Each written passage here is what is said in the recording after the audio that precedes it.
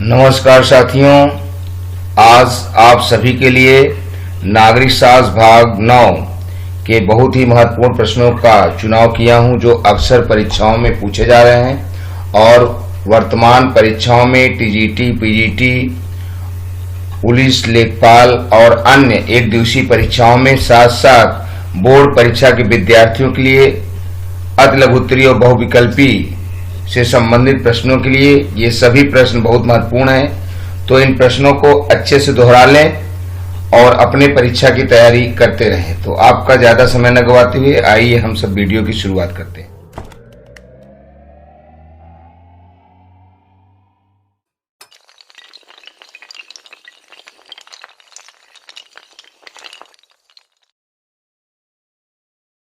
दोस्तों, प्रश्नों की कड़ी में नागरिक शास्त्र से बहुत ही महत्वपूर्ण प्रश्न है जो अक्सर परीक्षाओं में कई बार पूछा गया है।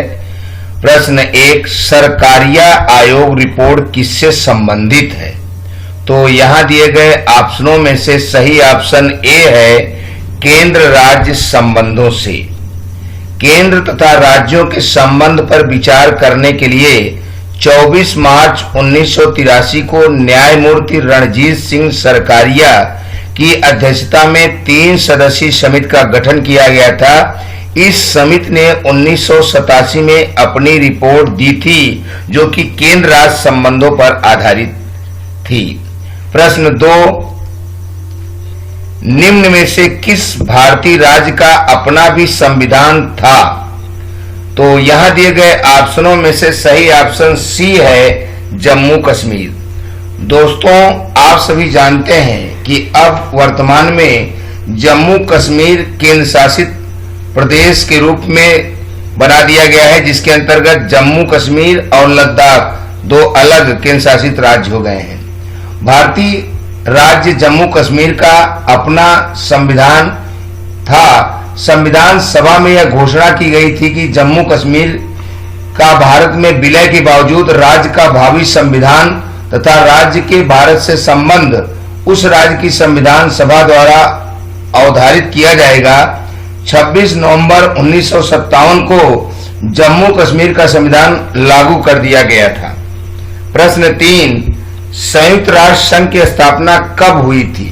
तो यहां दिए गए ऑप्शनों में से सही ऑप्शन सी है 24 अक्टूबर 1945। संयुक्त राष्ट्र संघ की स्थापना 24 अक्टूबर 1945 को हुई थी।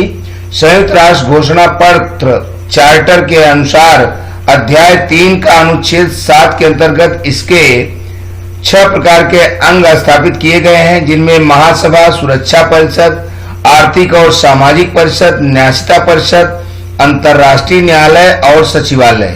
नीदरलैंड में हेग स्थित अंतर्राष्ट्रीय न्यायालय के अतिरिक्त सभी अंग संयुक्त राष्ट्र के न्यूयॉर्क स्थित मुख्यालय में हैं।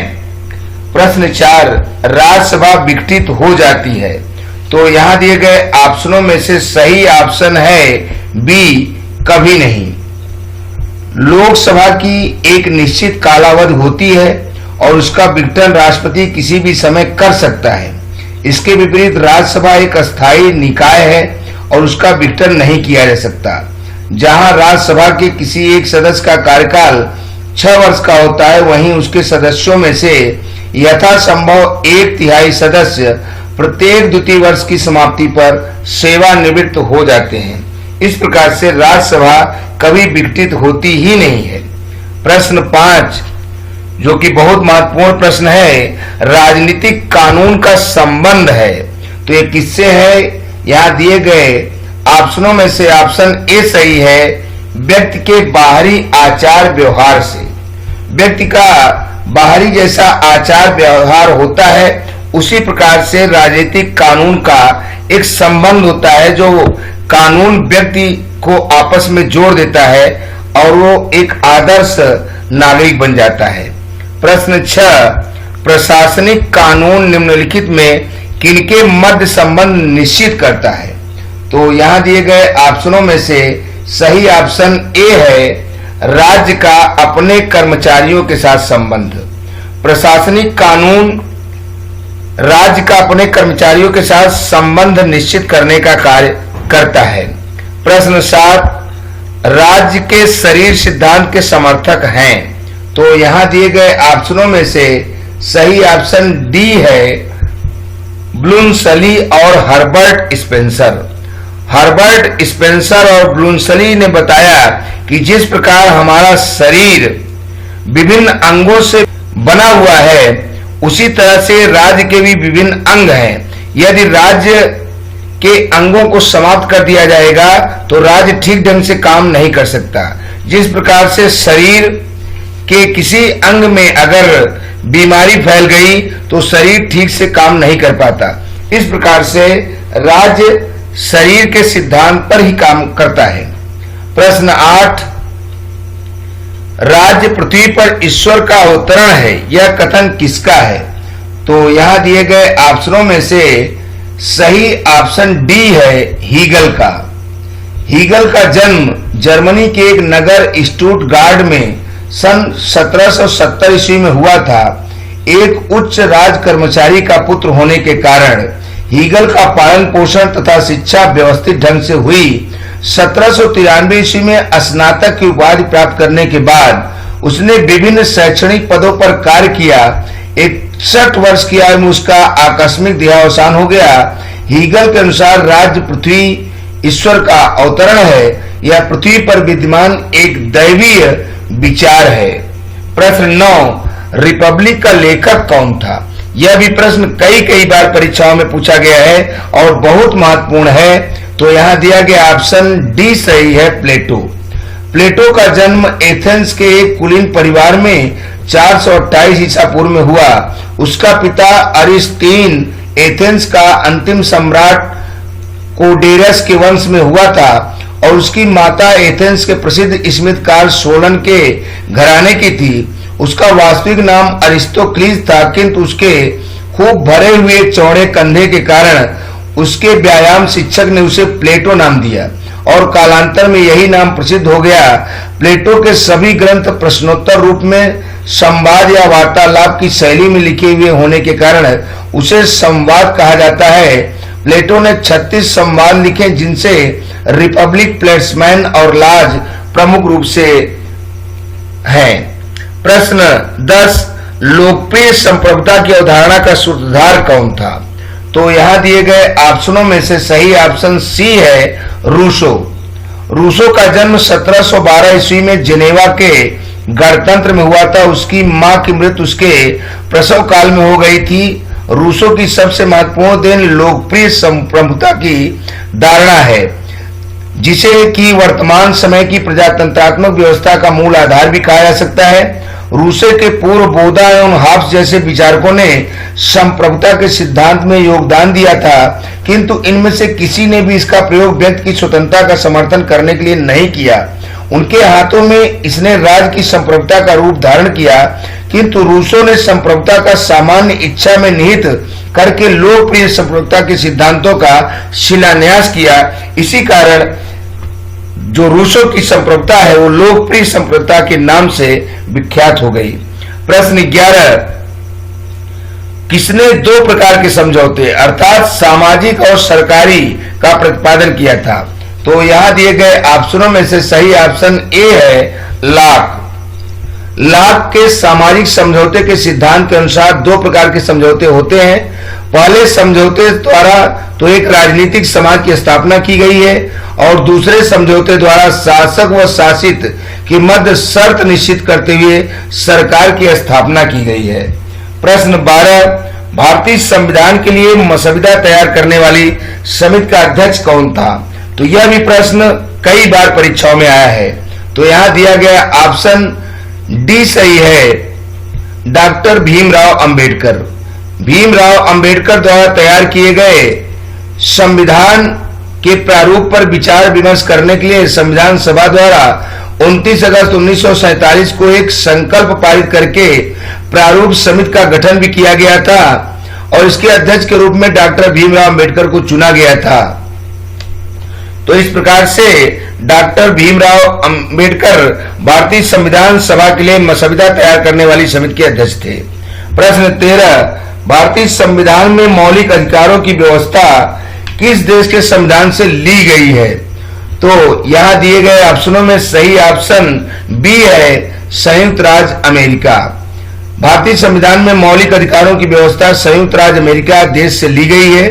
संघीय शासन व्यवस्था कनाडा के संविधान से ली गई है और संसदीय शासन पद्धति ब्रिटेन के संविधान से तथा मूल कर्तव्य सोवियत संघ के संविधान से ग्रहण किए गए हैं। प्रश्न 14, भारत के राष्ट्रपति का वेतन कितना है? तो दोस्तों, उच्च पदों पर आसीन विभिन्न व्यक्तियों के वेतन बढ़ा दिए गए हैं, आपको मालूम है। तो यहां दिया गया ऑप्शन ए सही है, 5 लाख रुपए प्रति माह। भारत के राष्ट्रपति को अब वर्तमान में 5 लाख रुपए प्रति माह मिलते हैं। पहले राष्ट्रपति का वेतन 1,50,000 रुपए था। इसी क्रम में उपराष्ट्रपति का वेतन भी अब 4 लाख हो गया है, राज्यपाल का वेतन 3.5 लाख हो गया है और उच्चतम न्यायालय के मुख्य न्यायाधीश का वेतन 2,80,000 हो गया है और उपराज्यपाल का वेतन 2,25,000 रुपया हो गया है और प्रधानमंत्री का वेतन 2 लाख रुपया प्रति माह हो गया है। प्रश्न 15, माइन काम्फ पुस्तक का लेखक निम्न में से कौन है? तो यहां दिए गए ऑप्शनों में से सही ऑप्शन बी है, हिटलर। हिटलर ने माइन काम्फ नामक पुस्तक को लिखा था। प्रश्न 16, अरस्तु क्रांति के किस सिद्धांत का समर्थक है? तो यहां दिए गए ऑप्शनों में सही ऑप्शन बी है, नव उदारवादी। अरस्तु क्रांति के जिस सिद्धांत का समर्थक है उसका नाम नव उदारवादी है और उसने उदारवादियों का समर्थन किया और नई पद्धति का सृजन किया, इसीलिए उसके सिद्धांत को नव उदारवादी कहा जाता है। प्रश्न 17, भारत के राष्ट्रपति की आपातकालीन शक्तियां निम्न में से किस देश की देन है?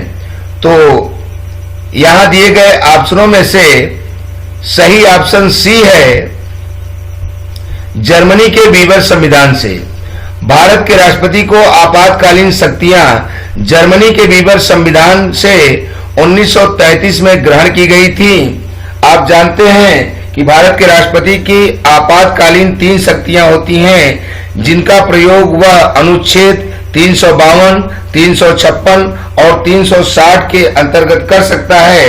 अनुच्छेद 352 में जब भी देश पर बाह्य आक्रमण या आंतरिक आक्रमण होने की संभावना है उस समय किया जाता है और अनुच्छेद 356 का प्रयोग तब होता है जब कोई भी सरकार बनने की स्थिति नहीं है, तब संवैधानिक संकट पैदा हो जाए, उस स्थिति में प्रयोग किया जाता है और 360 वित्तीय आपदा की स्थिति में प्रयोग किया जाता है। अभी तक हमारे देश में अनुच्छेद 360 का प्रयोग कभी नहीं हुआ, जबकि अनुच्छेद 352 और 356 का प्रयोग हो चुका है। प्रश्न 18, भारत में सर्वोच्च माना गया है। तो यहां दिए गए ऑप्शनों में सही ऑप्शन सी है, संविधान को। भारत में संविधान को सर्वोच्च माना गया है। वैसे कभी कभी प्रश्न आते हैं जहां संविधान न हो, जनता रहती है, तो जनता को भारत में सर्वोच्च स्थान प्राप्त हो जाता है। प्रश्न 19, 42वें संविधान संशोधन द्वारा प्रस्तावना में निम्नलिखित में से कौन सा शब्द जोड़ा गया है? तो यहां दिए गए ऑप्शनों में से सही ऑप्शन सी है, समाजवाद। 42वें संविधान संशोधन विधेयक 1976 द्वारा प्रस्तावना में समाजवाद, पंथ निरपेक्ष तथा अखंडता शब्द जोड़े गए हैं। प्रश्न 20, भारतीय संविधान में किस संशोधन के परिणाम स्वरूप संपत्ति का अधिकार मूल अधिकारों की सूची से हटा दिया गया है? तो यहां दिए गए ऑप्शनों में से सही ऑप्शन ए है, 44वें संशोधन। 44वें संशोधन द्वारा संविधान से संपत्ति का अधिकार मूल अधिकारों की सूची से हटा दिया गया है। संपत्ति का अधिकार एक कानूनी अधिकार हो गया है जिसका वर्णन अनुच्छेद 300 क में वर्णित है। प्रश्न 21, भारत के राष्ट्रपति पर महाभियोग लगाने का अधिकार है। तो महाभियोग राष्ट्रपति पर कौन लगा सकता है? तो आप सभी जानते हैं कि महाभियोग लगाने का अधिकार यहां दिए गए ऑप्शनों में से सही ऑप्शन सी है, संसद के दोनों सदनों को। अनुच्छेद 61 के अनुसार राष्ट्रपति पर महाभियोग का आरोप संसद के किसी सदन द्वारा लगाया जा सकता है, लेकिन ऐसा कोई भी आरोप तब तक नहीं लगाया जा सकता जब तक कि प्रस्तावित आरोप एक संकल्प के रूप में न हो या जो कम से कम 14 दिन की लिखित सूचना देने के बाद न प्रस्तुत किया गया हो या जिस पर सदन के 1/4 सदस्यों ने हस्ताक्षर करके प्रस्तावित करने का तथ्य प्रकट न किया हो या उस सदन के कुल सदस्य संख्या के कम से कम 2/3 बहुमत द्वारा ऐसे संकल्प को पारित न कर दिया गया हो, तब तक महाभियोग राष्ट्रपति पर नहीं लगाया जा सकता। प्रश्न 22, भारत में राष्ट्रपति राज्यसभा के कितने सदस्यों को मनोनीत करता है?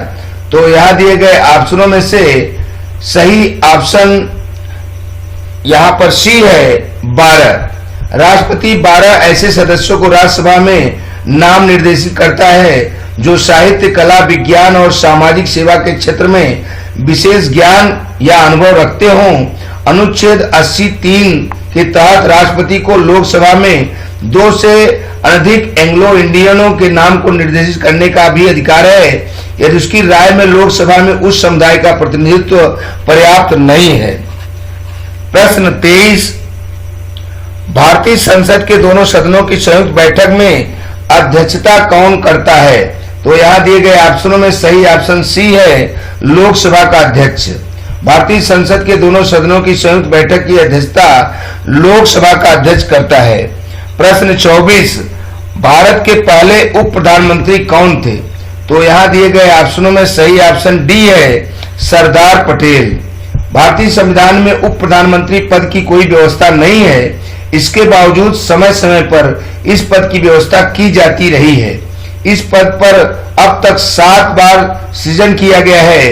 पहली बार इस पद का सृजन प्रथम लोकसभा के दौरान प्रधानमंत्री जवाहरलाल नेहरू द्वारा किया गया था। इस प्रकार सरदार वल्लभ भाई पटेल उप प्रधान पद को सुशोभित करने वाले प्रथम व्यक्ति थे। प्रश्न 25, भारतीय संविधान में प्रथम संशोधन कब हुआ था? तो यहां दिए गए ऑप्शनों में सही ऑप्शन बी है, 1951 में। भारतीय संविधान में प्रथम संशोधन 18 जून 1951 में किया गया था। इस संशोधन अधिनियम द्वारा अनुच्छेद 15, 19, 31, 85, 87, 174, 176, 372 और 376 में संशोधन किया गया था और संविधान में 9वीं अनुसूची और भी बढ़ा दी गई थी। प्रश्न 26, उच्चतम न्यायालय के मुख्य न्यायाधीश का वेतन कितना है? तो यहां दिए गए ऑप्शनों में से सही ऑप्शन ए है, 2,80,000 प्रति माह। तो दोस्तों, उच्चतम न्यायालय के मुख्य न्यायाधीश का वेतन 2,80,000 प्रति माह निर्धारित किया गया है, जबकि उच्च न्यायालय के मुख्य न्यायाधीश का वेतन 2,50,000 निर्धारित किया गया है। प्रश्न 27, महान ग्रंथ अर्थशास्त्र के लेखक कौन थे? तो यहां दिए गए ऑप्शनों में से सही ऑप्शन बी है, कौटिल्य। अर्थशास्त्र की रचना कौटिल्य ने की थी। अर्थशास्त्र में 15 अधिकरण तथा 180 प्रकरण है। इस ग्रंथ में श्लोकों की संख्या 4000 बताई गई है। प्रश्न 28, उत्तर प्रदेश की प्रथम महिला मुख्यमंत्री कौन थी? तो यहां दिए गए ऑप्शनों में सही ऑप्शन सी है, सुचेता कृपलानी। उत्तर प्रदेश की प्रथम महिला मुख्यमंत्री सुचेता कृपलानी है, जबकि मायावती सुचेता कृपलानी के बाद उत्तर प्रदेश की महिला मुख्यमंत्री बनने वाली हैं। प्रश्न 29, केंद्र राज्य संबंध में विवाद का एक कारण रहा है। तो ऐसा कौन सा कारण है जो केंद्र राज्य संबंध में विवाद उत्पन्न करता है? तो यह जो कारण है उसका ऑप्शन है सी, राज्यपाल का पद। केंद्र राज्य के संबंध में विवाद का कारण राज्यपाल के पद को लेकर होता रहा है, क्योंकि जो भी सरकारें आती हैं वो अपने अनुसार राज्यपाल को बदल देती हैं और राज्यपाल अक्सर जो केंद्र सरकार है उसी पार्टी से जुड़े लोगों को राज्यपाल बनाया जाता है। इस कारण केंद्र और राज्य संबंध में विवाद पैदा होता रहता है। और इस वीडियो का अंतिम प्रश्न प्रश्न नंबर 30, नागालैंड की राजधानी का नाम क्या है? तो यहां दिए गए ऑप्शनों में सही ऑप्शन सी है, कोहिमा। नागालैंड की राजधानी कोहिमा है, त्रिपुरा की राजधानी अगरतला और अरुणाचल की राजधानी ईटानगर तथा अंडमान निकोबार की राजधानी पोर्ट ब्लेयर है। तो दोस्तों, आज आप सभी के लिए हमने 2 सवाल भी दिए हैं। प्रश्न 1 है, भारतीय संविधान में प्रथम संशोधन कब हुआ था? और प्रश्न 2 है, राज्य के शरीर सिद्धांत के समर्थक कौन थे? इन दोनों प्रश्नों के उत्तर हमें कमेंट बॉक्स में बताएं, और यदि प्रश्नों को बताने में असुविधा हो तो वीडियो को पुनः अच्छी तरीके से देखें और नियमित रूप से अपनी तैयारी करते रहें। और दोस्तों, यदि आपको प्रसारित वीडियो अच्छे लग रहे हैं तो प्लीज चैनल को सब्सक्राइब करें, अपने दोस्तों में इसे शेयर करें, लाइक करें, बेल आइकन की घंटी दबाएं और नियमित रूप से अपनी पढ़ाई जारी रखें, तो आप निश्चित रूप से सफलता को प्राप्त करेंगे। कल आप सभी के लिए इतिहास भाग 10 प्रस्तुत किया जाएगा, आप जरूर देखें और ज्यादा संख्या में लोगों को दिखाएं, लाइक करें, शेयर करें, जिससे आप अच्छे से अपनी तैयारी कर सकें। और हमारा भी पूरा ये सहयोग है कि आप अपनी परीक्षा में सफलता प्राप्त करें। धन्यवाद।